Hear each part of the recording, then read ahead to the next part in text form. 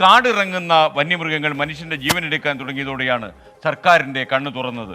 മനുഷ്യ വന്യജീവി സംഘർഷങ്ങൾ തടയാൻ നിയമ ഭേദഗതി വേണമെന്ന് കേന്ദ്രത്തോട് ആവശ്യപ്പെടുന്ന കേരളത്തിന്റെ പ്രമേയം ഇന്ന് കേരള നിയമസഭ ഐക്യകണ്ഠേനയാണ് പാസാക്കിയത്.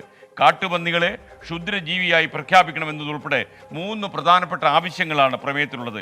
ഇതുകൊണ്ടൊക്കെ വന്യമൃഗ സംഘർഷം തടയാൻ കഴിയുമോ എന്ന ചോദ്യം ബാക്കി നിൽക്കുന്നു. എന്നിരുന്നാലും നമുക്ക് ആ റിപ്പോർട്ടൊന്ന് കാണാം. വയനാട്ടിലെ കാട്ടാനക്കൊല ഒടുവിൽ ഭീതിയിലാഴ്ത്തി കടുവ. കാടിറങ്ങി വരുന്ന വന്യമൃഗങ്ങൾ മനുഷ്യന്റെ ജീവനെടുക്കാൻ തുടങ്ങിയതോടെയാണ് സർക്കാർ വിഷയത്തിൽ ഗൗരവത്തിൽ ഇടപെട്ടത്. ഒടുവിൽ നിയമസഭയിൽ പ്രമേയം. വന്യജീവികൾ പെറ്റുപെരുകി ജനവാസ മേഖലയിലേക്ക് ഇറങ്ങുന്ന അതിഗുരുതര സാഹചര്യം സംസ്ഥാനത്തുണ്ടെന്ന് പ്രമേയത്തിൽ പറയുന്നു. കേന്ദ്ര സർക്കാർ ഉപദ്രവകാരികളായ വന്യജീവികളെ ഉന്മൂലനം ചെയ്യാൻ അനുമതി നിഷേധിക്കുന്നുവെന്നും കുറ്റപ്പെടുത്തൽ.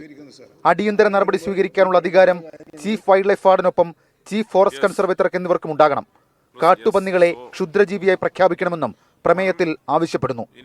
പ്രസ്തുത കേന്ദ്ര നിയമം കാലാനുസൃതമായി ഭേദഗതി ചെയ്ത് വന്യജീവി ആക്രമണം തടയുന്നതിനുള്ള സാഹചര്യം സൃഷ്ടിക്കാനും കാട്ടുപന്നിയെ കേന്ദ്ര വന്യജീവി സംരക്ഷണ നിയമത്തിൻ്റെ 62-ാം വകുപ്പ് പ്രകാരം ക്ഷുദ്രജീവിയായി പ്രഖ്യാപിക്കണമെന്നും ഈ സഭ ഐക്യകണ്ഠേന കേന്ദ്ര സർക്കാരിനോട് അഭ്യർത്ഥിക്കുന്നു.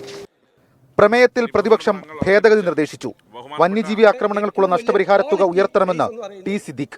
വന്യജീവി ആക്രമണങ്ങളിൽ കൊല്ലപ്പെടുന്നവരുടെ കുടുംബങ്ങൾക്കും പരിക്കേൽക്കുന്നവർക്കും കാർഷിക വിളകൾ ഉൾപ്പെടെയുള്ള സ്വത്തിന് നാശനഷ്ടം സംഭവിക്കുന്നവർക്കുമുള്ള നഷ്ടപരിഹാരം ഉയർത്തുന്നതിനുള്ള നടപടി സ്വീകരിക്കണം. മനുഷ്യനാശമാണെങ്കിൽ അത് 50 ലക്ഷമെങ്കിലും ആക്കാനുള്ള നടപടികളും സർ. നഷ്ടപരിഹാര തുക ഉയർത്തുന്നത് സംസ്ഥാനത്തിന്റെ പരിധിയിൽ വരുന്ന കാര്യമാണെന്നും പ്രമേയത്തിൽ ഉൾപ്പെടുത്തിയാൽ ശരിയാവില്ലെന്നും വനം മന്ത്രിയുടെ മറുപടി. നഷ്ടപരിഹാര തുക എത്രയാകണമെന്ന് തീരുമാനിക്കുന്നത് കേന്ദ്ര ഗവൺമെന്റ്, സംസ്ഥാന ഗവൺമെന്റാണ്. അപ്പോൾ സംസ്ഥാന ഗവൺമെന്റിനോട് അഭ്യർത്ഥിക്കാനുള്ള പ്രമേയം വാചകങ്ങൾ കേന്ദ്രത്തോട് അഭ്യർത്ഥിക്കുന്ന പ്രമേയത്തിൽ കൂട്ടിച്ചേർക്കണമെന്ന് പറയുമ്പോൾ അതൊരു കോൺട്രഡിക്ടറി ആകുമെന്ന് അറിയാത്തവരെല്ലാം നമ്മളാരും. പക്ഷെ അതിന് പറയുന്നതിനകത്തൊരു ലക്ഷ്യമുണ്ട്. പിന്നാലെ പ്രമേയം നിയമസഭ ഐക്യകണ്ഠേന പാസാക്കി. അപ്പോഴും പുറത്തു പലതരത്തിലുള്ള വിമർശനങ്ങൾ ഉയരുന്നുണ്ട്. സയന്റിഫിക് മാനേജ്മെന്റ് നടപ്പാക്കാത്തതിലുൾപ്പെടെ വീഴ്ചകൾ പലത് സംഭവിച്ചുവെന്നാണ് കുറ്റപ്പെടുത്തൽ. കേന്ദ്രം നൽകിയ നിർദ്ദേശങ്ങൾ സംസ്ഥാനത്ത് നടപ്പിലാക്കിയിട്ടില്ലെന്ന് കേന്ദ്രമന്ത്രി വി മുരളീധരൻ കുറ്റപ്പെടുത്തി. നിയമസഭയിൽ പ്രമേയം പാസാക്കിയാൽ നാളെ മുതൽ ആനയും കടുവയും നാട്ടിലിറങ്ങില്ല എന്ന് ആരാണ് ഇവർക്ക് പറഞ്ഞു കൊടുത്തത് എന്ന് എനിക്കറിയില്ല. ഇതുപോലുള്ള ഒരു ഭരണം കേരളത്തിലെ ജനങ്ങൾ ഇത്രയും വിഡ്ഢികളാണെന്നാണോ കരുതുന്നത്? ഈ വിവരങ്ങളൊന്നും കേരളത്തിലെ ജനങ്ങൾക്ക് ലഭ്യമാകില്ല എന്നുള്ളതാണോ കരുതുന്നത്?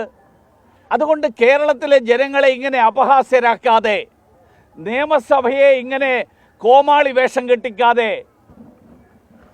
പിണറായി വിജയന്റെ സർക്കാർ കേന്ദ്രം നിർദ്ദേശിച്ചിട്ടുള്ള നടപടികൾ, ആ നടപടികൾ പ്രാവർത്തികമാക്കുകയാണ് ചെയ്യേണ്ടത്. പ്രമേയം അവതരിപ്പിച്ചു മാത്രം തീർക്കാവുന്ന ഒരു വിഷയമല്ല മനുഷ്യ വന്യമൃഗ സംഘർഷങ്ങൾ. ചട്ടപ്രകാരമുള്ള നിയമം നടപ്പിലാക്കുമ്പോൾ ഉണ്ടാകുന്ന കാലതാമസം മനുഷ്യന്റെ ജീവനെടുക്കുന്നെങ്കിൽ ഭേദഗതി വേണം. മുൻപൊരിക്കലുമില്ലാത്തത്ര പേടിയിലാണ് വനയോര മേഖലയിലെ മനുഷ്യർ ജീവിക്കുന്നത്. ഷഫീദ് റൌത്തർ, 24 തിരുവനന്തപുരം. പൊതുജനം കഴുതയല്ല സാർ.